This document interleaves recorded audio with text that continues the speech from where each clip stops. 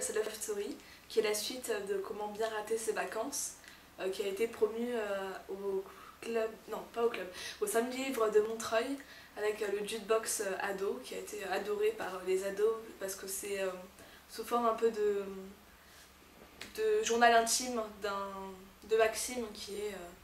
bon, ouais, je te laisse le décrire parce que... Un ado de 17 ans, donc avec une petite sœur et ses parents, qui habitent dans un appart au Kremlin-Bicêtre, qui fait de la guitare, a une voix de rock garage et ne sait pas très bien où est-ce qu'il en est au lycée. Il a une meilleure amie, garçon manqué, qui prend beaucoup de place dans sa vie. Et dans le deuxième tome, on suit en fait son histoire avec sa copine qui est à l'université à Paris. Comment ils se croisent, comment leurs chemins se croisent, se décroisent, leurs divergences avec leurs amis également.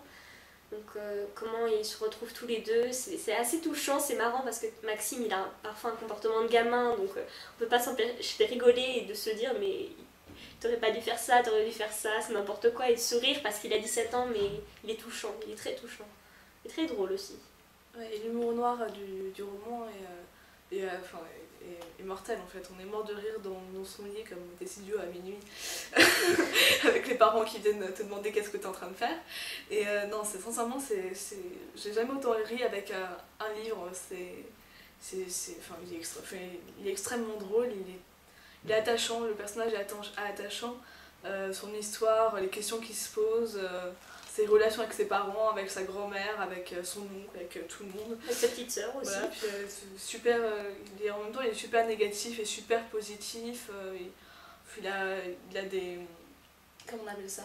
Des listes de lecture pour tout et n'importe quoi. Enfin, c'est vraiment un personnage attachant et puis l'auteur a vraiment su nous guider dans sa vie et sincèrement très belle représentation d'un ado, pas forcément réel ni réaliste, mais très belle quand même. Ah si, réaliste quand même.